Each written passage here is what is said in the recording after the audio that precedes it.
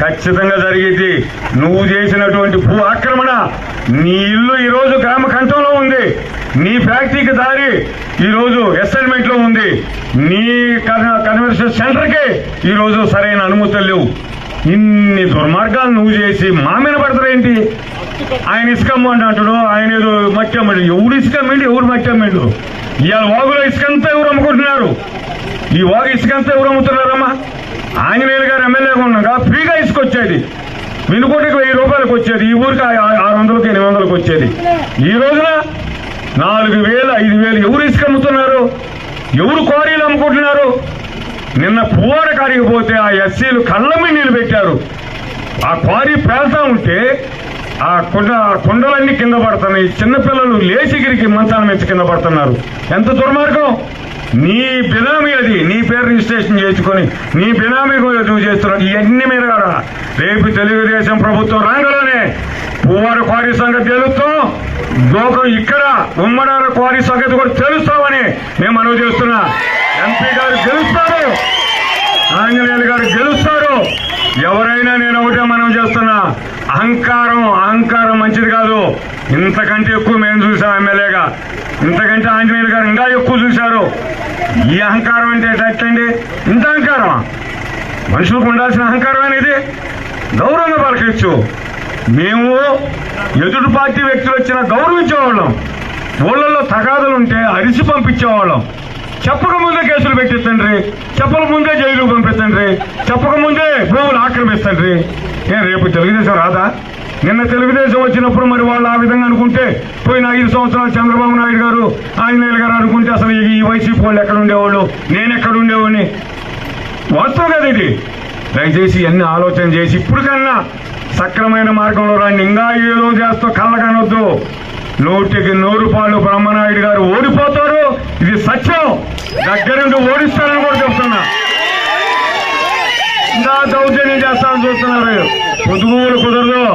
తెలుగుదేశం వాళ్ళని రోడ్ల మీద ఏదో తలకాయలు పోలీసులు పెట్టి పగల కొట్టేయటం కాదు, అదేవిధంగా రైతులను కేసులు పెట్టేయటం కాదు. ఇప్పుడు నేను చెప్తున్నా, నీకు 70 ఏళ్ళకి నీకే అంత ఫోర్స్ ఉంటే 56 57 ఏళ్ళు మా ఇద్దరికి ఎంత ఉండాలా? నువ్వు దేంట్లో మనగాడివా? ఎవరికంటే గొప్పవాడి? అంత అహంకారం తగ్గించుకొని చెప్పిన పనులు చేసుకొని దండం పెడతా తిరుగు ముసలోడా. ఎందుకు మళ్ళీ లేకపోయిన హాస్పిటల్లో పోతాం మనంటాడు. ఏమయ్యా వాళ్ళిద్దరూ ముసలోడు అయితే నా మీదకి వస్తున్నారని అంటే అంతకుముందు మీసాలు చూసినప్పుడు తొళ్ళ కొట్టినప్పుడు తెలియదా? తొళ్ళ కొట్టినా లేదా?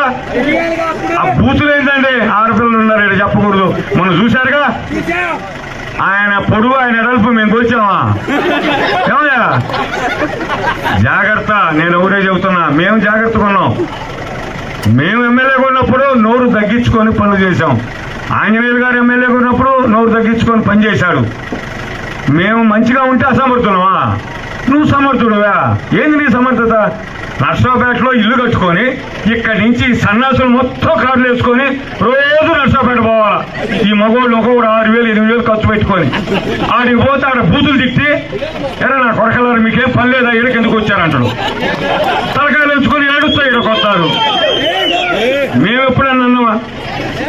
ఎప్పుడన్నా? ఇది వాస్తవం. వాస్తవాన్ని తెలుసుకోండి. ప్రభుత్వం మారితే మేము మంచి పనులు చేస్తాం. ఈ బొమ్మల గమ్మలు మాకు వద్దాయా? మేము ఆక్రమించుకోము. అయ్యా ఆంజనేయులు గారు ఎమ్మెల్యే కాంగలో ముందే నా మీద ఎంక్వైరీ అయినమాట. నాకు ఒక 50 ఎకరాలు ఉంది, నా మీద ఎంక్వైరీ అయ్యింది. నా వ్యాపారం కూడా ఎంక్వైరీ అయ్యమని నేనే చెబుతున్నా. ఆ తర్వాత ఈ 1000 ఎకరాలు ఉంది కదా, చుట్టుపక్కల సంపాదించిన 1000 ఎకరాలు దోచుకుంది. ఆ 1000 ఎకరాల సంగతి తేలిద్ది. ఎక్కడన్నా పనికొచ్చే భూములు ఇచ్చిందండి. ఇల్లు కట్టుకోవడానికి ఆయనదైతే 6 లక్షలది 18 లక్షలు అమ్ముకున్నాడు ఎక్కడో జాలపాలెం దగ్గర. కోటప్పనగర్ నుంచి నాగులవరం వరకు పనికొచ్చే ఇళ్ల భూమి ఎక్కడన్నా ఇచ్చిందా? 20 లక్షలు పెట్టి అరేవన్నీ వాగులొడ్లు శ్మశానాలు గోడకమ్మ పక్కన ఏందైతే 20 లక్షలకు అమ్ముకుంటాడు. అది కాదమ్మా, రేపు ఈ ప్రభుత్వం మారంగంలోనే మంచి భూములే కొంటారు. మీ అందరూ అదృష్టం. ఎక్స్ప్రెస్ హైవే వస్తుంది. చంద్రబాబు నాయుడు గారు ముఖ్యమంత్రి కాంగలోనే అమరావతి నుంచి ఇక్కడికి అనంతపూర్ నుంచి అమరావతి వరకు హైవే రోడ్డు వస్తుంది. మన భూములు మొత్తం